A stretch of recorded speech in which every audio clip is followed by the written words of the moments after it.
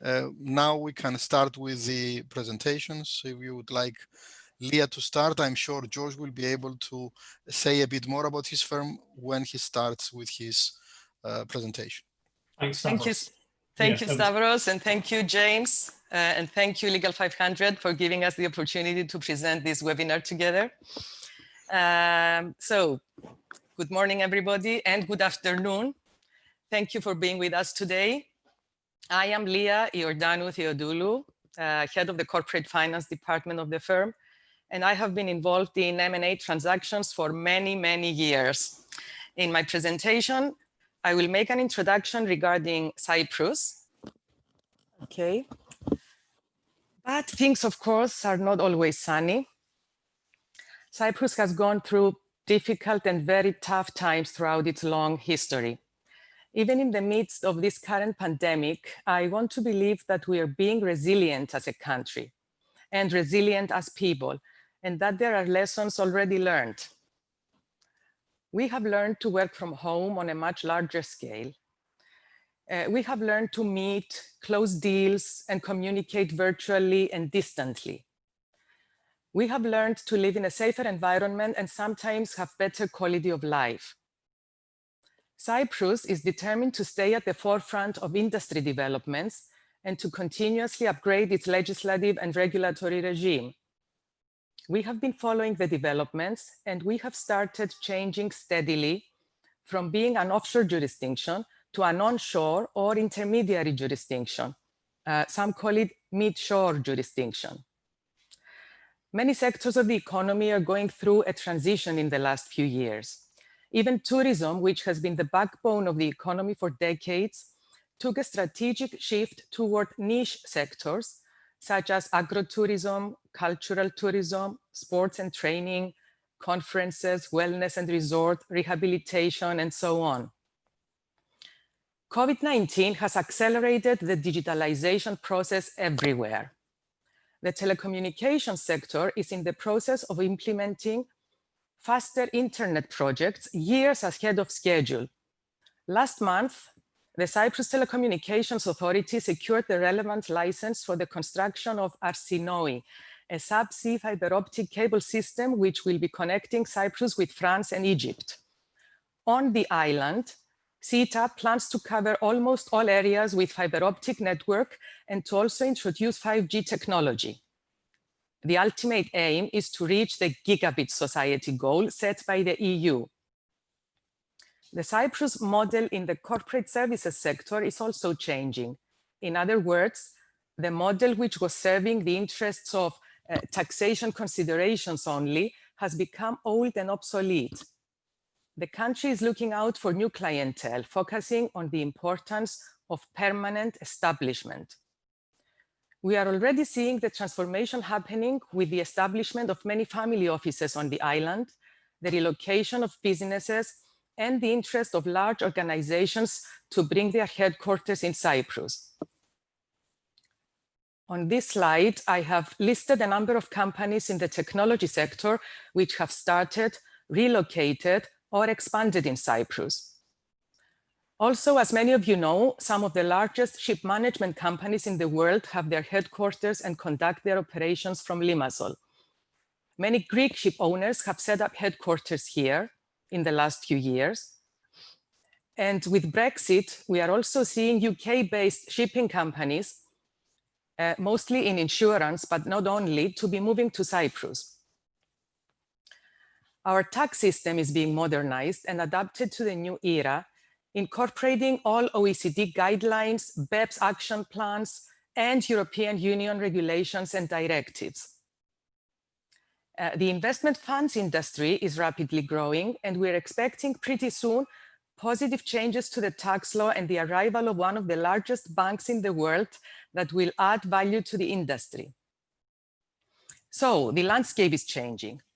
Unprecedented number of tax, legal, and banking changes have taken place, and they are still taking place, all promoting the era of transparency and exchange of information. Substance, value creation, the nexus approach, words that are taking over old ways of thinking. Here you will see many reasons why Cyprus is chosen as a jurisdiction. We have touched upon a few and I will not go through all. But for example, in respect of education, when I was doing my research, I read that mainly 7% of the GDP is spent on education, which makes Cyprus one of the top 3 spenders of education in the EU. The challenge now is to provide more education choices in the new era of innovation and technology. Due to this pandemic, distant learning, online lectures, Teams, Zoom meetings, all these technologies have become the norm. And while they will surely not replace conventional teaching and learning, they will remain a big part of education in general. Legal framework. It is good to know that Cyprus's legal system is based on common law and on the English legal system, while at the same time it is fully compliant and in line with the EU acquis communautaire, the Financial Task Force on Money Laundering, the OECD, and the Financial Stability Forum.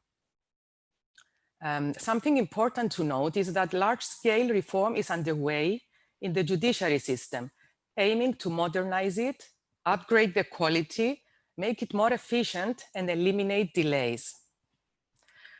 Multinational companies who have established regional headquarters in Cyprus are in fact serious organizations who want to pay their taxes and to do their businesses with transparency. Establishing a business in Cyprus is straightforward. Insofar as mergers and acquisitions are concerned, effecting an acquisition or a merger is simple, provided always, of course, that you have good advisors. You will hear more about this in Angeliki's presentation. Here I have set out what are generally considered as the growth sectors of the economy of Cyprus and have made a rough separation of what I consider the traditional sectors and the upcoming sectors, those which will have a lot of potential in the years to come. In the upcoming sectors, there's natural gas. Since the discovery of hydrocarbons in Cyprus's exclusive economic zone, several exploration licenses have been granted to global energy giants. You can see the various names here: Cocas, Total, Qatar Petroleum, Eni, ExxonMobil. And for Field 12, the so-called Aphrodite block, which is said to carry 4.5 trillion cubic feet of gas, the first exploration license was granted. In July this year, the East Med agreement was signed, and in September, the Eastern Mediterranean Gas Forum was held by video conference. It was attended by Cyprus, Greece, Israel, Egypt, Jordan, Italy, and the Palestinian Authority. East Med is a 6 to 7 billion euro gas pipeline project expected to link Eastern Mediterranean waters to Greece, Italy, and the whole of Europe natural gas network. In R&D, there are funding opportunities from the EU, just to mention, for instance, Horizon 2020. This is the European Union's largest ever research and innovation program. As for renewable energy, Cyprus can be transformed into a green and energy efficient economy. I believe that there is huge potential in this field for now and the near future. Take the example of photovoltaic. Apart from some small and medium-sized photovoltaic plants, there are 2 large megawatt level solar power plants which are currently under construction. Both contracts were signed earlier this year. Last on this slide is innovative startups, high-tech companies. The government seems to be committed to supporting this idea in different ways. You may have heard of the startup visa scheme. There's also tax benefits available. That's fine, yeah. The role of scientific research, innovation, and technological advancement is crucial to the progress and prosperity of any country. We now have a deputy minister to the President of the Republic for Research, Innovation, and Digital Policy.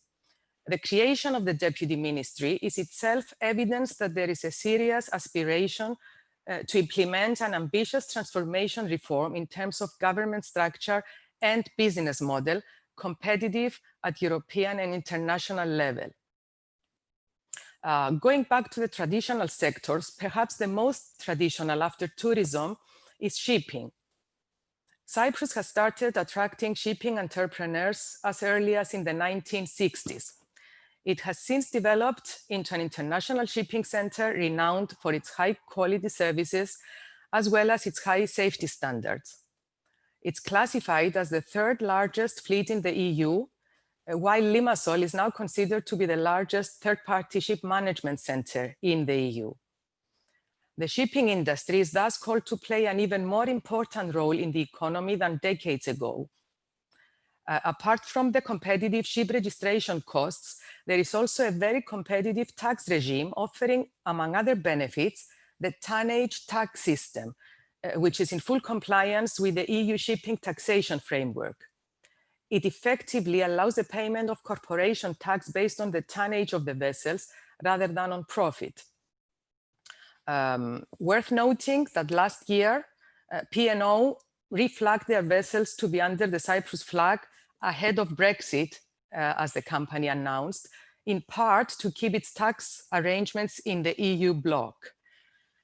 And this brings me to the end of my presentation. Thank you for your attention.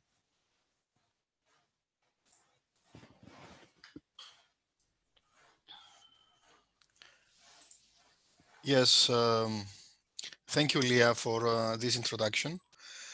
I'm going to be speaking about joint ventures and why Cyprus is a good place to start a joint venture or to transfer a joint venture. I'm the senior and managing partner of the firm. I have been dealing with joint ventures, M&As, capital markets for most of my professional life, and at least for the last 25 years. Apart from being a litigator in large cross-border litigation. 20 years ago, when we had the big boom of the stock market in Cyprus, I was going around Europe, mainly the UK, Greece, and Cyprus, but also in a couple of other countries, buying and selling companies. Because of the boom of the stock market, every public company in Cyprus wanted to expand and acquire interests abroad. We learned the hard way what's a good, proper way of doing a joint venture, or which is a bad way to do a joint venture. When people talk to me about joint ventures, I usually tell them there are two ways of doing this thing. You reach across a table, not in COVID time, but it used to be the case, and you shake hands. And then you go forth and make a lot of money together. Or you get good advisors, you properly structure it to make sure that when you are not such good friends, everything will work for you. Let me share a presentation with you now so that we can walk through some characteristics of joint ventures.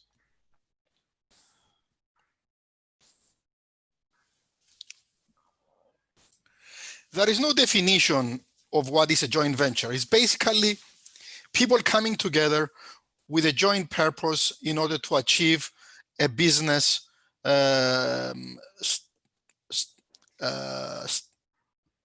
venture or target or enterprise. Whatever they might consider they want to do by joining forces. This might be two people with special input, each one of them. It might be a venture capitalist with a startup or an established enterprise that requires the capital of a venture capitalist, or it could be large corporations coming together for a specific purpose. We've handled joint ventures from the airport in Pulkovo to tourism, to whatever you can think of, to energy, whatever.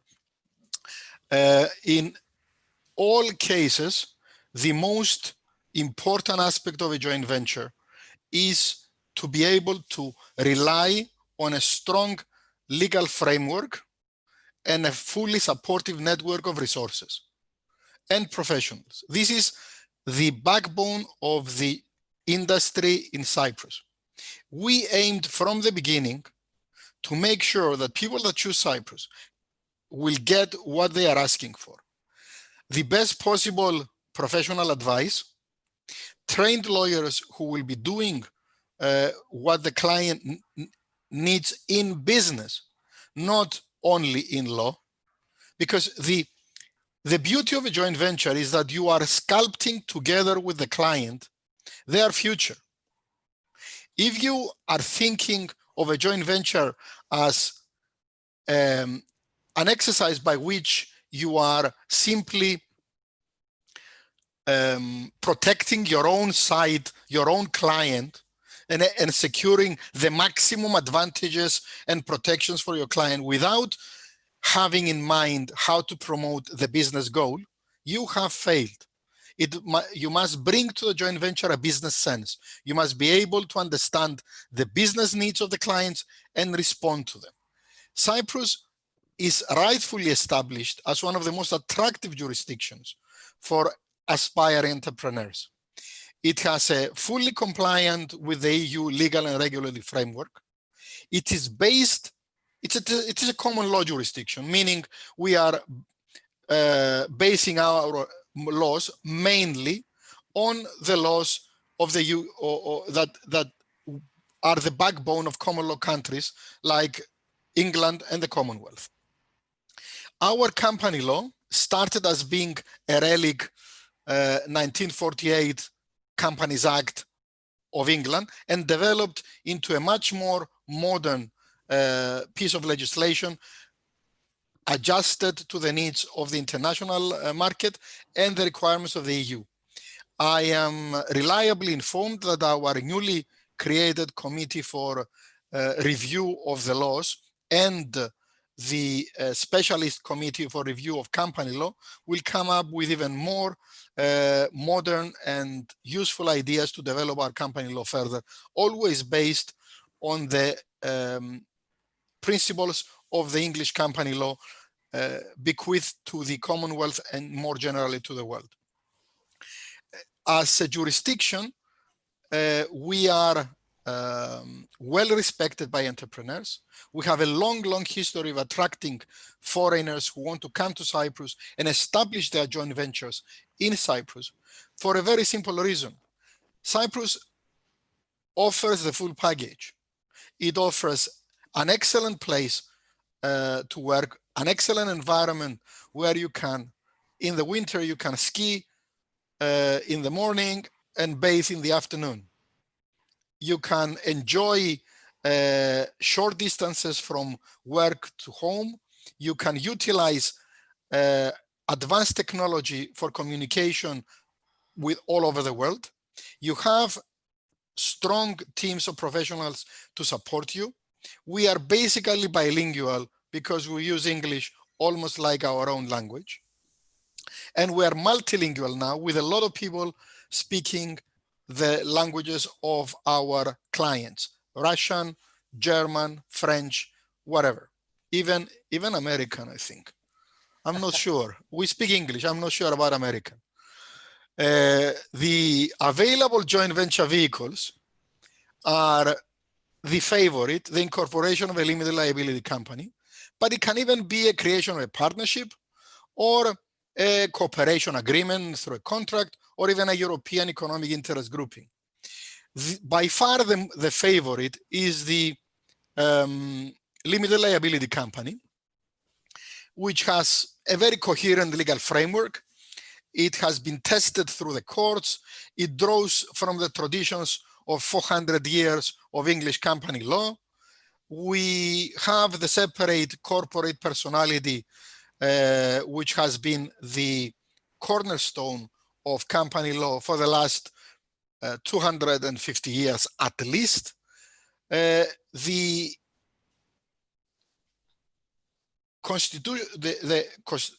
constitutional documents of the company, the memorandum of association, the articles of association are pliable. The articles easily adjustable to the needs. You can transform into a public company within a couple of days. You can change the articles just by filing a new set of articles with the registrar and bring in all the special provisions of a joint venture and protecting the joint venture interests. The corporate governance can be tailor-made through a shareholders agreement designed for the specific needs of the joint venture. The innovative mechanisms for exit are all there. You can have a put and call option. You can have exit through making the joint venture public. You can sell to venture capitalists. The whole range is available and easily provided for in the articles and the shareholder agreement. Minority shareholders can be protected.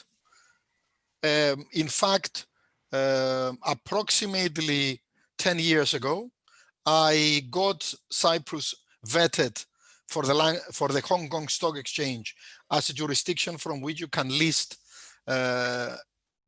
vehicles, Cyprus companies on the Hong Kong Stock Exchange, precisely because it offered a very high level of minority protection, shareholder protection, which was acceptable to the Hong Kong authorities and matched even the stringent tests that would allow Cyprus companies to be listed in Hong Kong. We have in fact listed companies in Hong Kong, in the UK, in Germany. We have been handling listings in Russia, and our clients range all over the serious stock markets in Europe and even Asia. The shareholders agreements which regulate minority shareholders' rights can be subject to arbitration clauses. We have a very strong arbitration community in Cyprus with up-to-date understanding of alternative dispute resolution, which can help in developing the resolution of disputes without necessarily going to the courts, even though I'm a litigator and I have often gone to the courts, I much prefer the arbitration system. And in fact, to wrap it up, I believe that Cyprus provides the ultimate ecosystem for joint ventures. All I have said in this beautiful climate and this beautiful scenery that you can see in this nice picture of our hometown of Limassol, where we are based and where we would welcome anybody who wants to seek our advice in starting an exciting new venture together with us and bringing their dreams to fruition. Thank you very much for listening to me. I will be very happy to take questions once we get to the question session. I now pass on my mantle to the next speaker to take over. And I believe it's Stella Stradi. It's me, It's Angeliki. Angeliki. So Angeliki will be speaking about mergers and acquisition. She's our young and very bright new partner and will be covering this topic. Thank you. Thank you very much, Stavro. So let me share my screen. Hello, everyone. I'm very happy to be able to make this presentation. My name is Angeliki Epaminonda, and I'm a partner at the firm since the beginning of this year. And I specialize in corporate, M&A, and financial law. So following the excellent insights given by Leah, the head of our department, and by our managing partner, I will on my part go on to highlight why Cyprus can be an ideal place for setting up an M&A transaction.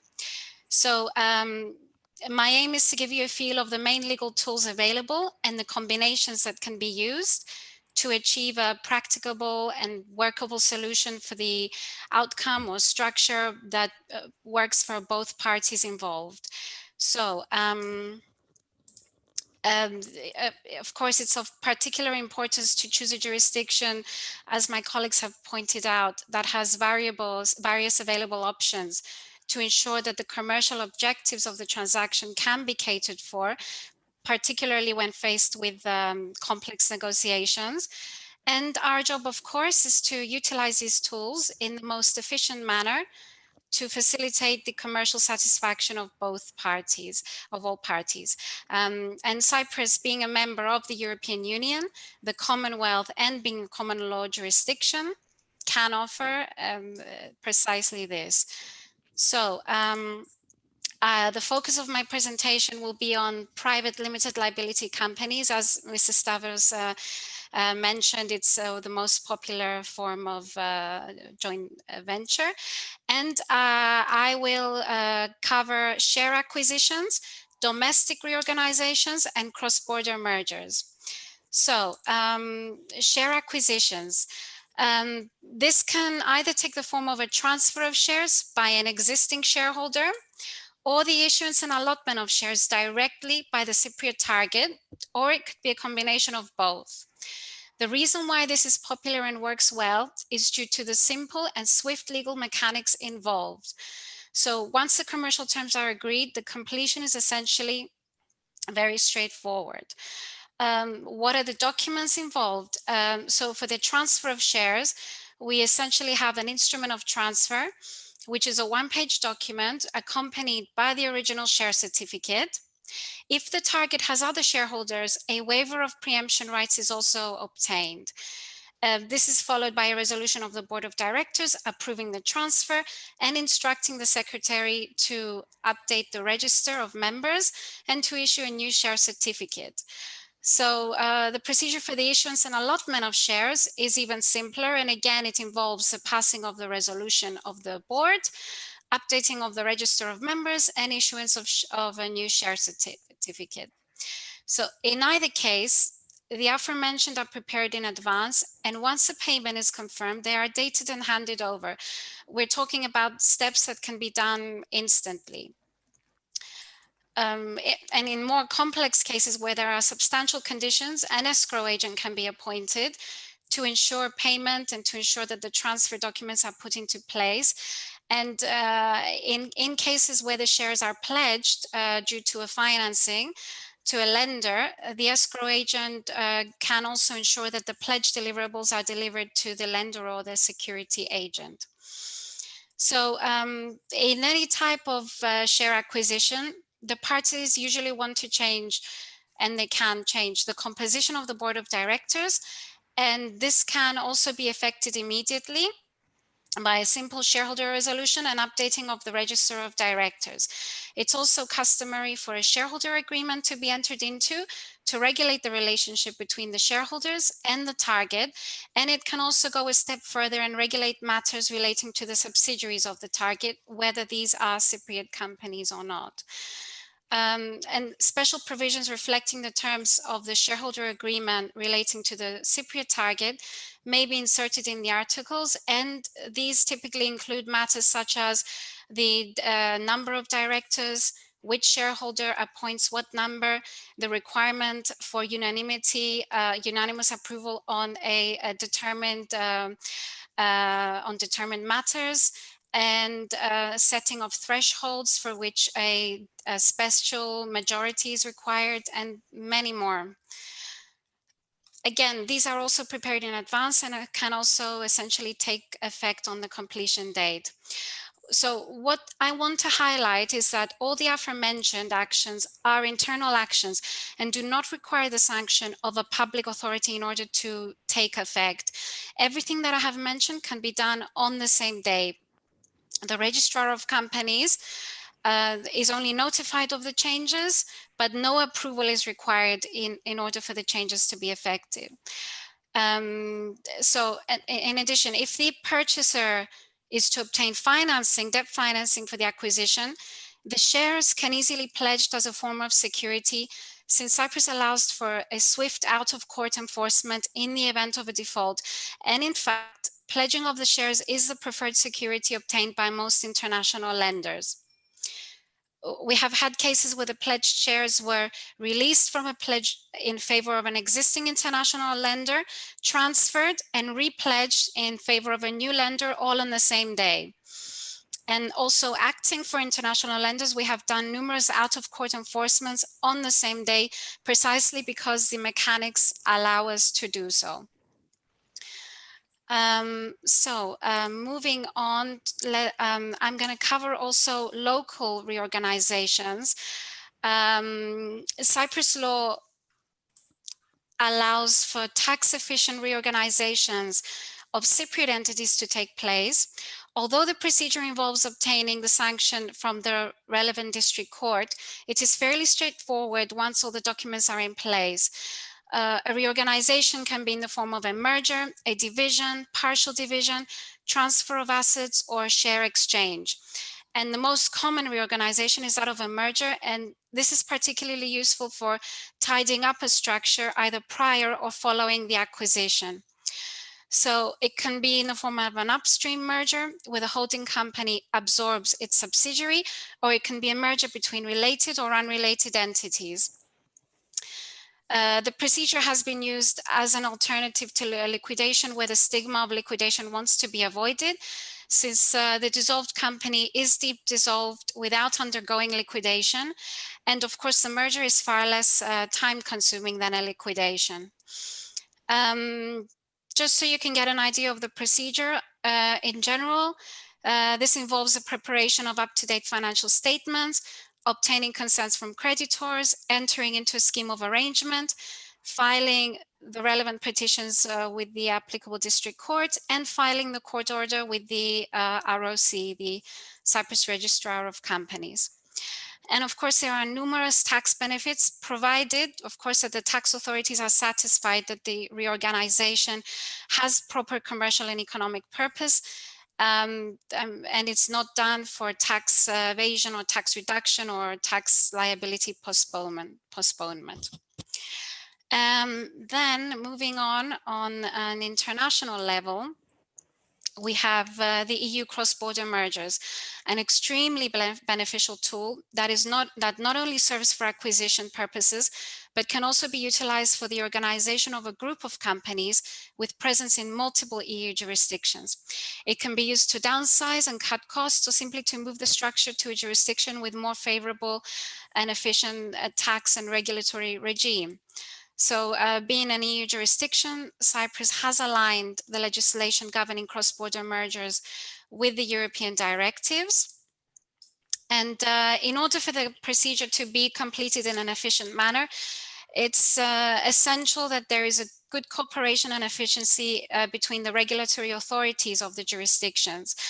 And so far, the Cyprus Registrar of Companies has had some practice and guidance, and we have personally undertaken a number of cross-border mergers. In fact, we were one of the first, if not the first, offices in Cyprus to complete one. So the procedure more or less follows a procedure set out in the directive, and the competent authority in Cyprus for issuing the pre-merger certificate and the approval of the completion where the merger is inbound is the district court. Of course, in any of the options I have mentioned above, both local and cross-border mergers, the interests of the employees must be safeguarded. And there is legislation in place to that effect, and the requirement also for competition clearance should always be examined. I have put down some recent M&A deals which have taken place in Cyprus, so you can get an idea. I will not elaborate on them, but they're here for you to have a look. To conclude, what I want to get across and highlight is that the procedures I presented give the opportunity to utilize them in a number of ways. For example, a share acquisition can be combined with a group restructuring procedure. The issuance and allotment of shares can entail the payment of the consideration in kind by the transfer of another asset or an entity in the target, and this can result, for example, in an indirect group restructuring. The merger of a Cypriot entity can be achieved even with a non-EU entity using firstly the redomiciliation route, which is another route which allows for the migration of companies to Cyprus, to and from Cyprus with third countries. And actually, the REDOM procedure has in fact served as a standalone mechanic for migration of entities to Cyprus. And we have handled quite a large number in the last 2-3 years. And then we have corporate procedures that can be used in combinations, such as creating different classes of shares and different rights to protect both,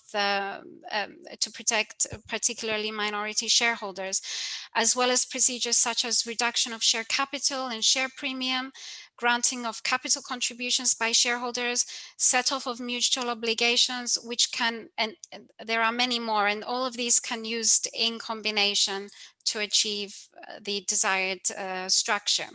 So over the years, we have come across numerous ever-changing commercial needs, and we have successfully tested different legal routes to cater for these.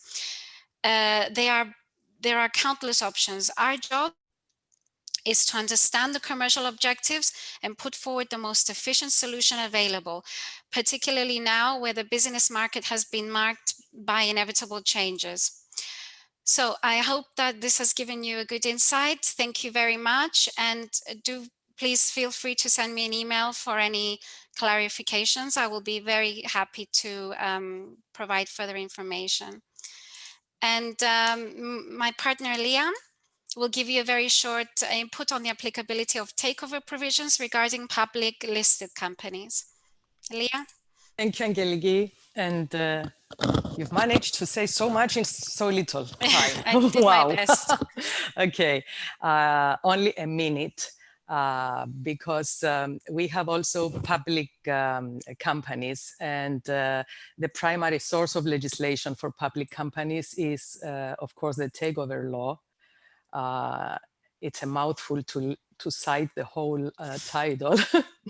So let's call it the takeover law. But there's also a whole array of other laws which are relevant, like market abuse, transparency, control of concentrations, TUBE for safeguarding employees' rights, the companies law, the income tax law, and others. Its applicability. The takeover law applies mainly to every takeover bid for securities of a company registered in Cyprus, where the total or part of those securities are admitted to trading on a regulated market in Cyprus. But it applies also to every takeover bid for the securities of a company which is not registered in Cyprus, if certain conditions apply. You can check them in section 4.3 of the takeover law. Thus, CySEC has jurisdiction also in cases where, for example, I go to the second item, the target's registered office is in Cyprus, but the securities are listed on another EEA regulated market. In such case, the Cyprus Securities and Exchange Commission is the registered office regulator, whereas the authority of the EEA country is the regulated market regulator, or where the target securities are simultaneously admitted to trading on a regulated market in Cyprus and another EEA market. And in this case, the target determined it will be under CySEC supervision. There are also other examples. We had a rather extreme example recently where the target registered office was in Cyprus. The GDRs were listed on the London Stock Exchange, and there we had dual applicability of the London Takeover Code and the Cyprus Takeover Law.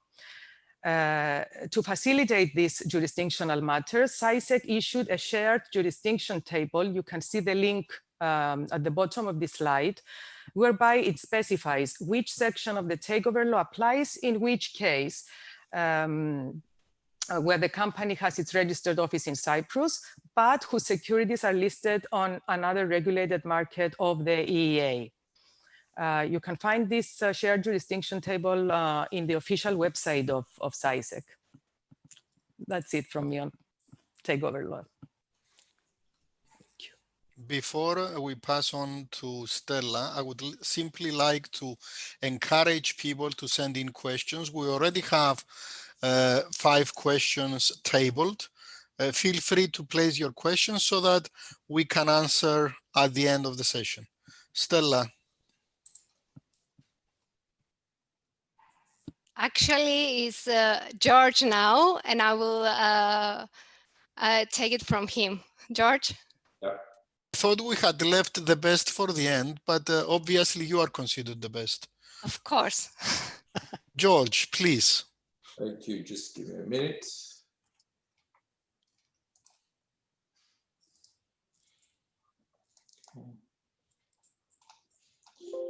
Okay, so let me introduce myself.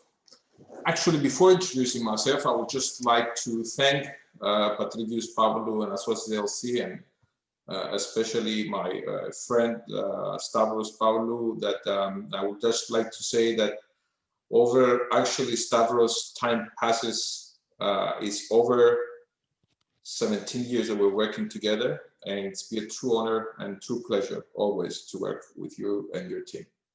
So my name is George Yallouridis. I'm the managing director of Yallouridis and Partner Chartered Accountants. We have been around for more than 21 years. We have more than 40 professionals specializing in accounting, audit, and tax. We are regulated not only by our Institute of Chartered Accountants of Cyprus Public Accountants, but also by SAW, the Institute of Chartered Accountants of England and Wales. So here today, I'm going to speak a little bit about Cyprus' key tax features. We all know Cyprus being a jurisdiction traditionally that forms part of a structure that is there to be a holding company, whether that is a parent company or an intermediary company, a holding company. The reasons being is all the good things that everybody said about the legal system, the level of professionals that we have here in Cyprus.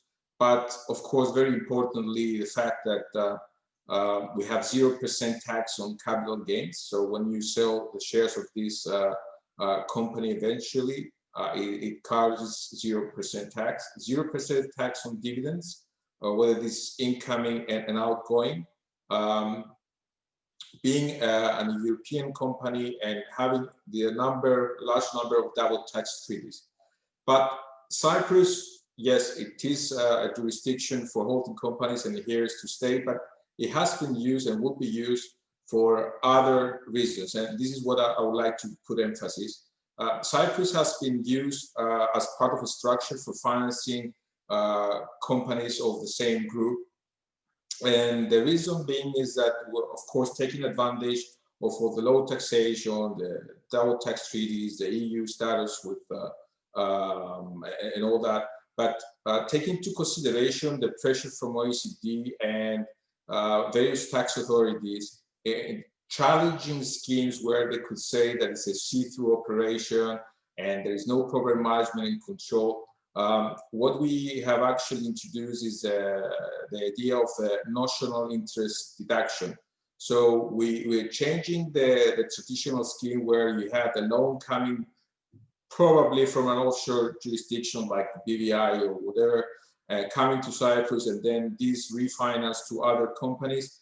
We have the notion of avoiding thin capitalization, injecting this capital in the Cyprus company, either by fresh capital or even capitalizing loans already provided by the shareholders, having new shares. And what this benefits is that gives the company the tax deduction multiplied by the 10-year government bond yield of the money that we have invested. So let's say we have fresh capital and we gave a loan to a French company, then the Cyprus company will be able to attract the 10-year government bond yield, let's say, of 3% of France plus the 5%. So we have 8% multiplied by the fresh capital as a tax deduction with a cap of 80% of your taxable income. So what do you achieve? You achieve that you have very low tax here in Cyprus, and at the same time, you can benefit by having a tax deduction on the interest payments in the country that you have provided this loan. At the same time, we have introduced transfer pricing, all again modernizing the whole tax system here in Cyprus. We are well experienced. Actually, we have in our team the ex-tax partner of PwC joining us in doing so. So we have seen that from the transfer pricing that we have been doing, that a margin of 0.35, 0.40% profit margin between the return that the company can attract in Cyprus. So you can imagine you'll be taxed like 80% of the 40% by 12.5%. We're talking a very, very small fraction. So, and very importantly so, only last November, the EU Code of Conduct Group and subsequently ECOFIN has approved the scheme as being considered not harmful. So this is very good news for Cyprus, that it shows that the scheme is here to stay. As Leah mentioned before, the Cyprus government is really interested in investing in IP box companies. And amongst other incentives, very importantly so, is the tax scheme. Again, we have been in communication and agreement with the European Union. And what we have achieved is to establish what is considered a qualified intangible asset, that being the patents, computer software, and other IP assets. Again, here, the tax authorities have been very helpful. They allow us to apply and ask them whether there's a certain patent or computer software or the activities that the company will be involved will be considered as a qualifying asset. And we will have a tax ruling before even you start investing. And this is very good news. So by doing so, any income derived from these qualifying assets will be taxed based on the formula that you see there. I don't want to go through, but it's quite clear. All the profits derived from these IP box companies will be taxed only at 2.5%. So you have this very low tax, and then you can redistribute these profits to the shareholders with 0% tax on dividends. Over and above that, of course, you have the status of Cyprus being an EU company, and all the legal system, the patent protection and all that, the VAT, especially the MOS system, it makes it very attractive for an IP box establishment. And I want to say that take into consideration the proximity that we have for countries that they have a huge experience and they're very big players in the startup industry like Israel. And we tend to see that companies are coming here in Cyprus, establish themselves. Leah mentioned the war games, that they are in the gaming industry and all that. So we do see a large tendency of IP box companies coming here in Cyprus. But it's not just companies. Everybody mentioned about the beautiful weather, how good people we are, how the food is good here. You can see from me. But it's not just that, of course. High net worth individuals, of course, they do take into consideration the good climate. Very importantly so, the last year showed that safety plays a very important role. And we see with COVID-19 that high net worth individuals were looking to find a place that they can safely have as a harbor for them and their family. But it's not just that. I mean, it's very important. So the Cyprus tax authorities have introduced the idea of the non-dom tax residence. A non-dom can be any non-Cypriot that has lived in Cyprus in less than 17 out of the 20 years of his life. There are two schemes. We have the 183-day scheme, which is a traditional tax residency scheme that is basically the OECD model, and the 60 days scheme. This is subject that you are not a tax resident in another jurisdiction. And the beauty of this is that you have on your worldwide income, 0 tax on dividends, 0 tax on interest, 0 tax on rent, 0 tax of any sales of securities, no inheritance tax, no lifetime gift tax. I mean, you have everything. And basically what you are going to be paying is on the national healthcare system, something like less than 5,000 euros. It's capped to benefit for you and your family on the national healthcare. So again, very, very interestingly so, and we have seen high net worth individuals coming and residing in Cyprus. Another industry that the Cyprus government likes to invest, and actually only 2 years ago has signed an agreement with a company that is owned by Robert De Niro for the promotion of Cyprus as a jurisdiction for the filming industry. Cyprus is a small island, very picturesque. You can have a change of scenery in a very short distances. I mean, you can go to desert places, to lovely beaches, sandy beaches, rocky beaches. You can have to forest. I mean, you can have the change of scenery, quite dramatical change of scenery in very short distances. So take into account that plus 300 plus days of sunshine, the Cyprus government wanted to invest in that. So they are offering like up to 35% cash rebate on the expenditure that you incur in Cyprus, a tax credit, another tax credit up to 35%. So in total, you can get 50 to 60% and even more if it's proved by the government that you are adding to the culture and all that. Just to mention, although that these changes have been, these incentives have been introduced like 2 years ago, we already had 2 films. One was by Nicolas Cage called Jiu-Jitsu, and another SOS by William Baldwin. Jiu-Jitsu has already been approved to get, it's a very low budget film for the references of Hollywood, but it got a rebate of 8.5 million euros. So that gives you an idea that you know, it can be very beneficial. Plus, of course, you have other advantages. You have the tax allowance for investment in the infrastructure. You have full VAT refund. Again, the 12.5% corporation tax, and then any profits will be distributed to the shareholders with 0% tax dividend, plus in all the double tax treaties. This is let's say, the other tax uses of Cyprus in the structure other than the typical holding structure, which of course would be the backbone of Cyprus. No one will argue that, but this is some other things that you need to consider.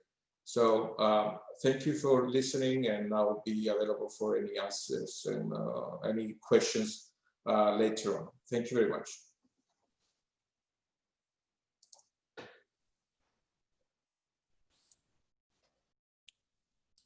How is Stella the best? Huh? Coming to the end. Of course.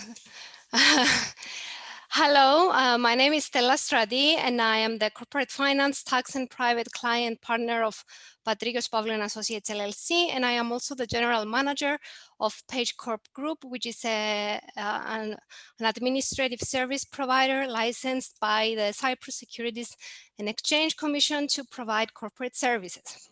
I will try to keep this short and sweet. And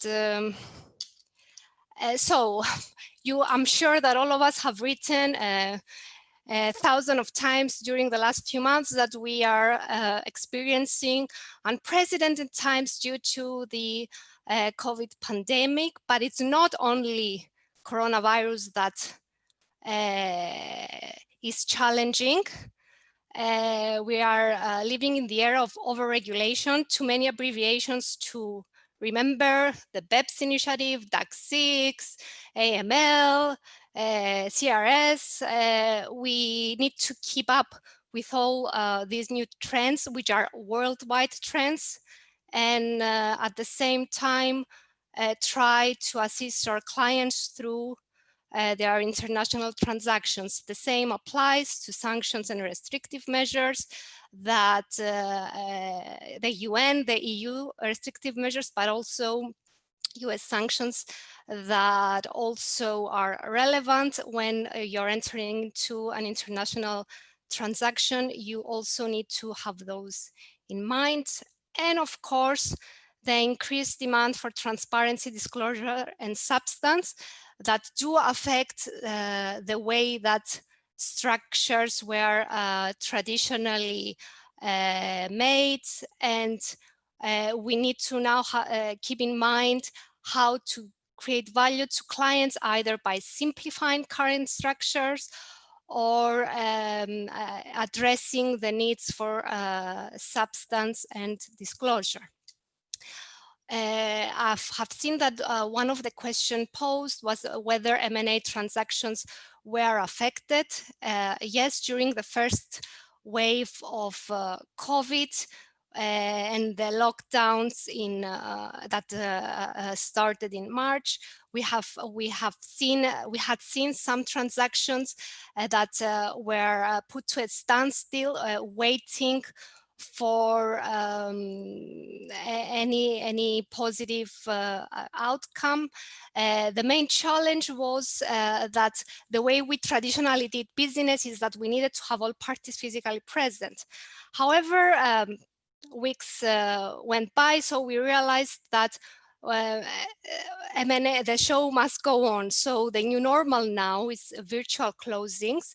I remember the first closing that we did over Zoom was quite an experience because all parties were located in different time zones in different countries throughout the world, and so we had to witness people signing through Zoom. So that was quite an experience. Now is the norm, and we had the chance to develop some best practices to assist clients to reach their goal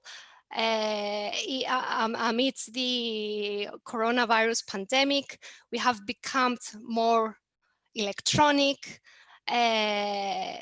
We now realize the value of having a detailed step plan up front, so we can guide all parties through the virtual closing, uploading all documents onto a data room, pre-agreeing on the platform to be used. There are various platforms there, so it's a good thing if you have all these pre-agreed, and giving the chance to the parties to use them, getting the IT guys to agree, because that is a challenge as well, and setting up procedures that will make life easier for all parties, because yes, we are in the digital era, but however, there are some more traditional clients and more traditional professionals as well that need to be educated on this new reality.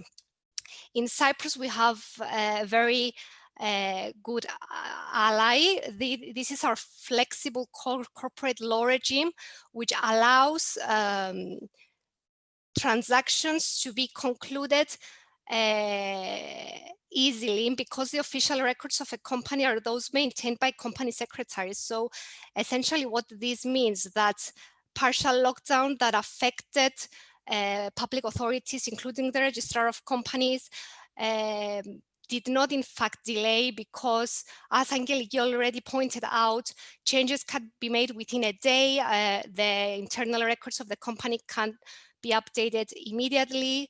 So it's quite straightforward to close a transaction. And also it's a very important feature of our company's law, that the law allows shareholders meetings to be carried out by telephone or other electronic means. This is included in the law, so even if there is no relevant provision in the articles, general meetings can be performed online, and the only requirement is the person participating must hear and be heard by all persons present. And also, of course, directors' meetings can be carried out by teleconference. The public sector in Cyprus is amidst an ongoing process of modernization. However, the past year, due to the coronavirus pandemic, we had a push towards digitization. Some specific public authorities have become electronic in almost completely. For example, SciSec, all submissions can be made through their portal. Also, tax returns can be filed online, taxes can be paid online. The registrar of companies accepts all submissions online. And the land registry department is now almost completely digitized. All application can be made online. I think the only two procedures remaining is the transfer of property and mortgaging. And of course, we had the introduction of the e-justice system, which is expected to be fully, the submission system will begin functioning with, I think, during the next couple of months. So there is a silver lining to every cloud, and what we have learned during these difficult times, we are more connected now, and it's a good thing because we are connected among ourselves, but also with our clients. This led to cost efficiency because now we have the chance to perform all transactions, the closings online. So we have reduced costs for our clients, that they don't need to get into an airplane and fly around the globe to be present to closing. We are forced to think of interesting ways to create value to our clients. Now advice is to simplify structures, to merge companies, to get rid of intermediary levels in corporate structures, because we are living in a world demanding transparency, demanding disclosure. Therefore, we try to be specific by providing advice to our clients that we know it will work for them and give them the value that they need. Out-of-box thinking was created through the need to make things happen. We are forced to think out of the box, to let go of more traditional ways of doing business, because we know at the end of the day that the important thing is to get the job done for our clients. And it's all about availability. At the end of the day, we are more available now than ever, because we realize that we can work from our sofa, from our home, and not only from the office. And the most important thing to remember, that we are all in this together. Coronavirus is universal.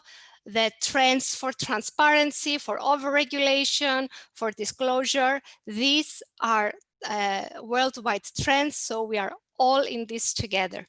Thank you very much.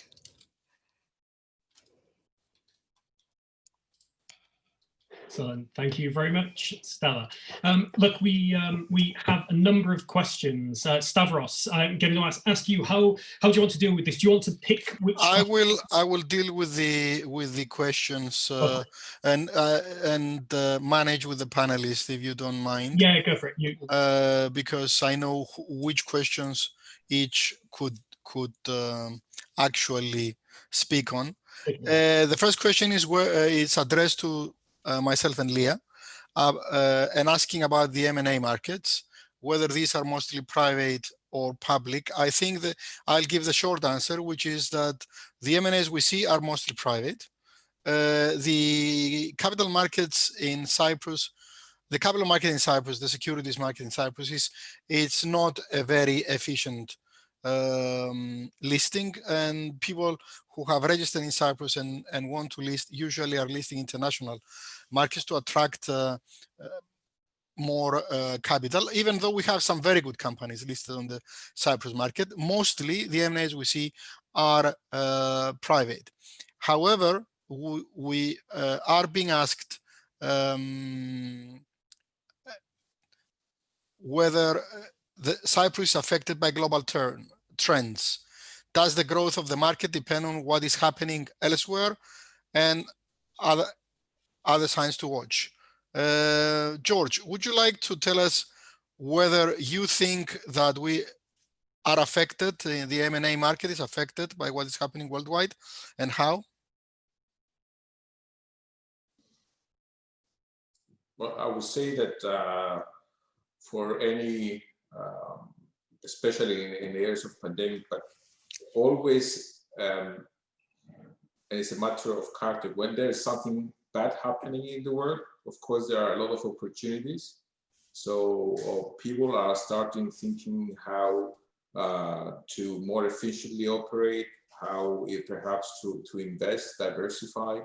And of course, this is a time that it gives them a lot of thinking time, trying to remodel their strategy, taking into consideration how important, more than ever, to be able to be agile, to be flexible, to be quick in agile.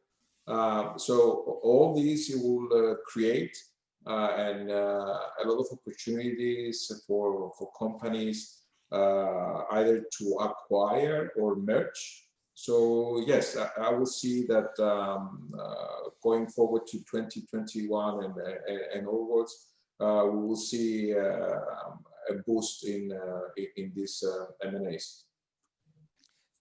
Generally, I think we are a parasitic jurisdiction, and we are affected by whatever happens to our hosts. The industry in Cyprus is reflective of what is happening internationally. The good thing about Cyprus is that when something goes wrong in one place in the world, some other place in the world is moving up, and we just see a change in the mix of clients and the type of projects we are getting. But we keep getting projects, and we keep seeing Cyprus being chosen as a safe haven from one jurisdiction to the other. When the UK is in problems, we see work coming in from Russia. When Russia went into the offshoreization rules and we saw a small reduction in the Russian work, we saw an increase in the EU work in other sectors. So we are pliable as a jurisdiction, but we are certainly affected by what is happening internationally. Now, Angeliki, could you clarify for one of the attendees who raised the question whether we can have the possibility of a subsidiary to absorb its shareholder in a restructuring rather than the other way around? Yes, from Stefanos. Hi, Stefanos. I believe we worked together in the past, and yes, we have done that numerous times, and it is possible that the approach is essentially to treat it as a third company. So if you go in section 30 of the income tax law and the definition of merger, you will go with subsection A1. Yeah, it's possible. And we have done it in a number of cases. And we have also done it on a cross-border merger level as well. Now, the NPLs, do they pose a big source of risk for the Cyprus economy? George, would you give us your insight on NPLs, please? Actually, I could listen very carefully yesterday, the Ministry of Economy, but I would support that take into consideration what happened to Cyprus, and take into consideration that the banks are oversight by the European Central Bank and not from the Cyprus Central Bank. And measures have been much more stricter. There is a much more closer review of the companies. I will say that the local banks, and they're not a lot anyway, they are very well financed. They have a lot of cash. Needless to say that take into consideration that the big developing companies that have been doing very well the last 3 or 4 years due to the passport scheme have been overpaying their loans. They have been trying to reduce their base of loans. So in terms of installments, they have overpaid their loans. So they are, I think they are covered in order to find ways in the next 1 or 2 years to restructure their companies and restructure their model. So I don't see any major risk there. Of course, the sooner we get out of this COVID pandemic, the better. But I don't see anything to do with the last haircut that we had and all that. So I think the Cyprus banks are quite healthy in that term. We see questions coming up on this four-letter word Brexit. It has become a swear word. Now, how do you see Brexit affecting us? How do you see M&As or even the jurisdiction being affected by Brexit? Do we have the mechanism in place to handle the problems of Brexit and the challenge of Brexit? Any volunteers? The thing is that in terms of, it is quite, I don't know how to comment about that, but the thing is, there is no agreement to start with. So no one can argue how things will end up. We did see a number of companies, of course, not in the likes of what Ireland managed to gain, or Frankfurt in terms of financing, or Paris or Amsterdam. But we did see companies, as Leah mentioned, there were, I think, 2 or 3 of the largest insurance brokers in the shipping industry relocated to Cyprus. And as the gentleman mentioned, there is a proximity of Cyprus and UK by its due to its history. So I think Cyprus has a role to play in this, but because of the unknown factor, I don't know. I can see one of the industries that probably will gain coming into one of the questions of what changes are expected in the Cyprus tax system. And a game that Cyprus wants to play is the funds. So we will try and get a part of the pie instead of in terms of the funds. The fund industry has been growing the last 3-4 years. The legislation has been in place. What we needed is a big bank, and we are expecting one of the biggest banks to come to Cyprus. And we are expecting the tax to change. Although it's not official, we're expecting to have the fund holders to be taxed on net asset value at very low rates. So we'll make it even more attractive for creation of funds in Cyprus. So in terms of the financial business that probably will be able to gain, it will not be an immediate effect, but in the longer run, take into consideration the connection, the language, the history that we have, the legal system, which is very important, that is pretty much the same with the UK. Cyprus will benefit from that. Any other thoughts on Brexit? While my co-panelists are thinking about it for any further contributions, I'd like to say simply that Cyprus is in a unique position. We are a common law jurisdiction. We have a common law system, including courts that are familiar with handling disputes similar to what England was handling so far and will be handling. We have an agreement between, not an agreement, we have a law which applies between England and Cyprus on recognition of judgments. So Cyprus judgments are a gateway to settling disputes. And given that UK will be isolated from the rest of the UK, Ireland and Cyprus, and to a lesser extent Malta, are the jurisdictions which can help English-based interests to enter Europe in a familiar environment to them, and an environment familiar to their advisors. It's no wonder that Ireland has benefited more. It's next door. It's more. They are more in tune with the legislation. We are a little bit behind Ireland, but we are very much there. And I see Cyprus as a good alternative to UK and a gateway for UK companies into the EU. Once a trade agreement is reached, of course, things will get better.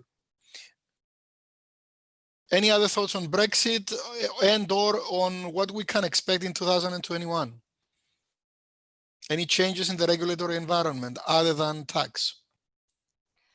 Other than tax, of course, we are waiting for more changes on the AML front. And that's an ongoing process. As we all know, we have changes every now and then. And on the Brexit level, I would also like to point out that we had an interest from high net worth individuals with British citizenship relocating to Cyprus to become tax residents here, and of course to transfer the seat of companies here to take advantage of the benefits. And of course, recently we completed the introduction of all ATAT measures in Cyprus. So as I said in my presentation, we are keeping up with all these overregulation and all these new abbreviated directives and initiatives and so on. Angeliki, you wanted to add something? Yes, I was going to add that Cyprus does allow companies to be migrated to Cyprus through redomiciliation, as I mentioned. But what remains to be examined is if the UK will put legislation in place to allow that to happen. So there are many options, but we need to see, as George also mentioned, at the end of the day, what will be the final agreements and what changes are going to be implemented. Okay. Okay, and I wanted, if I yes, may, Leah. to just repeat what I mentioned in my presentation: the transition of Cyprus being an offshore jurisdiction to a mid-shore or onshore jurisdiction. I mean, we see now serious organizations who want to pay their taxes and do business with transparency becoming the clientele, the new clientele of Cyprus. In the past, it was tax considerations only. So now substance and economic substance, permanent establishment, accounting and reporting requirements are being taken into account. So it was never a tax haven, but it was considered an offshore jurisdiction. Now we are turning into a mid-shore or even onshore jurisdiction. And this trend that we've been noticing the last couple of years is due to this increased regulatory obligations and the implementation of more transparency. We have seen the structures eliminating companies that are not used or are just sitting there, and having more tidy structures. And we have the UBOs directly holding shares. So this is something that has been happening in the last couple of years. In the past, we had numerous companies involved. Some were used, some were not used. So we've seen this tidying up of structures and due to these changes. Okay. Now, Stella, there is a question about the restrictions of COVID-19, inability to send original documents from certain countries. How is the legal system or Cyprus courts embracing e-signed documents rather than having originals to process transactions? Okay, of course we have the EU regulation on electronic identification and trust services for electronic transactions that is applicable to Cyprus. And this also is combined with out-of-box thinking that, yes, we face the challenges of having wet ink signed documents collected in transactions. We had to think outside the box.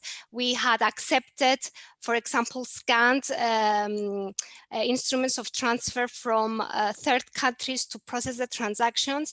It's all about creating value. Now, in relation to Cyprus courts, I believe that you would be more in a better position to to reply because I'm not a litigation lawyer.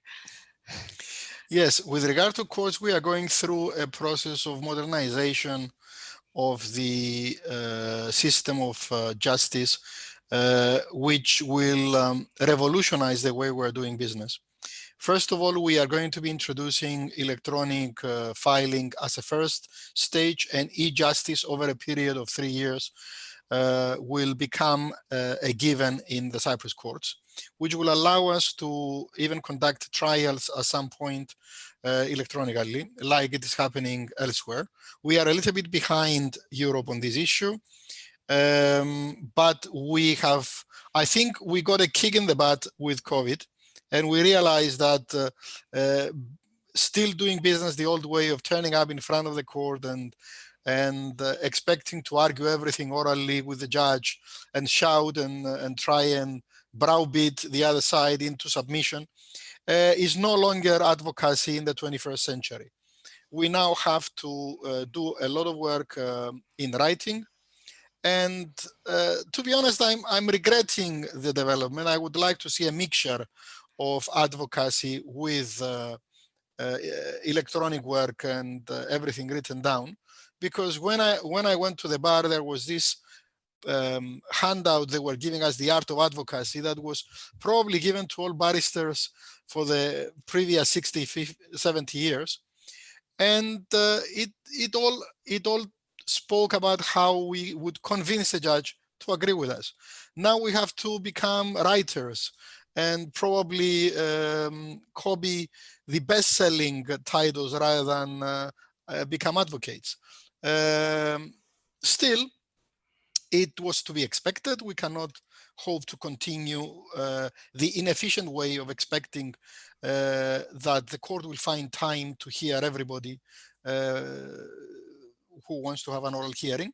And this is developing. It will, by 2023, the idea is that we will complete the e-justice system and have it in place. Now, with regard to admission of evidence, it has always been the case. And in fact, the change in our law happened several years ago, that if you can produce a true copy of a document, even not a certified one, but a witness can actually testify to the fact that this is a true copy and submit it to the court. If you can explain why the original is not available and you are submitting a copy, then it will be accepted by the courts and evaluated properly. So it has been in place for many years. It will become more the norm of how we do hearings as we implement e-justice. Now, there is a question on the bond market and whether it is likely to have any influence on Cyprus investment market, and will the hunger for yield direct towards Cyprus? Well, to be honest, as I said before, Cyprus is a parasitic market. We have structures located in Cyprus. It's not a primary market. We ride on the success of business all over the world. There is very little to speak about high yield in investing in sectors in Cyprus other than our traditional sectors and the new technology sectors that will be developing.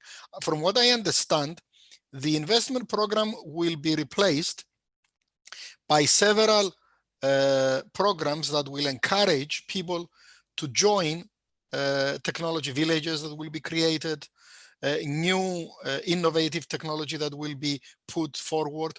So we will see more substantive investment into transactions and into entrepreneurship rather than merely buying a house or an overpriced villa to bring you within the bracket of the 2.5 million required to obtain citizenship. That model has been dismantled due to bad reputation and the misuse of the model in favor of more meaningful investment. And the new schemes that are going to be coming out in 2021 going forward will include substantive investment as a criterion for obtaining the citizenship. It will no longer be possible merely to buy a house, keep it for some years, then sell it and buy a small apartment.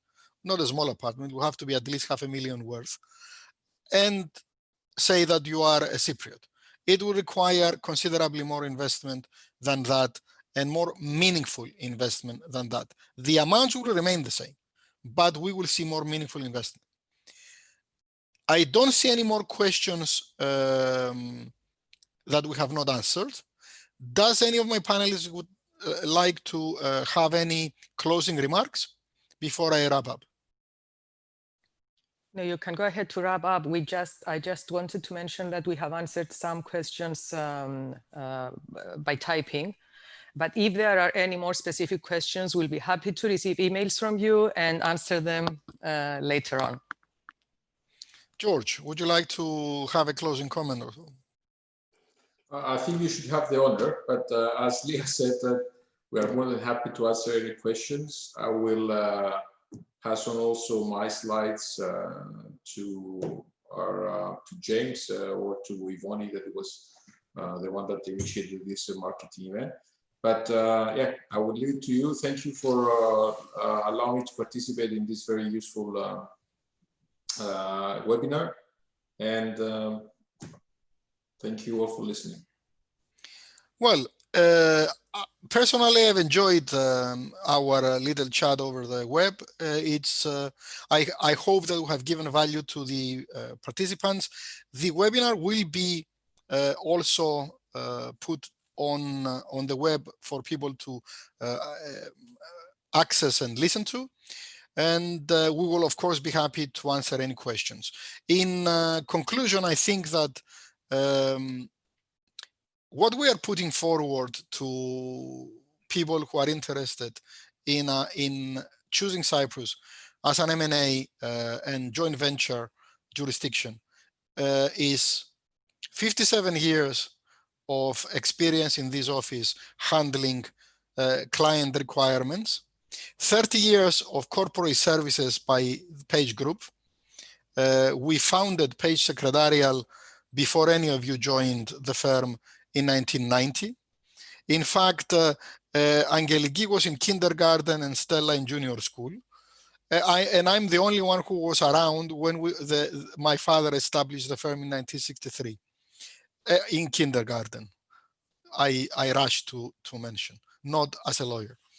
And we have enjoyed working with people. We have enjoyed making their dreams come true. We have enjoyed giving solutions to complex problems. We have enjoyed giving business negotiation and business solutions when people want to come together, use Cyprus, and set up their ventures here. We will welcome any questions, as I said before, and we look forward to hearing more from you. I will hand over to James with my thanks to Legal 500 for hosting this. We have always had an excellent relationship with Legal 500, which has provided us with a platform several times to develop and expand and publicize our ideas, our articles, and allowed us to share our expertise with the international market. And my thanks again for this webinar, James. Thanks, Stavros, and thanks to all of you for making it so interesting. Had a bunch of questions, as several of you have said. If there are any more, please do email them in. I'm sure the lawyers will be happy to answer them. I should say also that we will be putting the slides. We've had a number of questions from people asking if you can share the slides. We'll be putting them on our website. So we'll circulate an email once the video goes up, directing you all to them. So look, thank you very much for joining us. It's been a great pleasure. That's all from me. Thank you. Thank you, James. Thank you, James.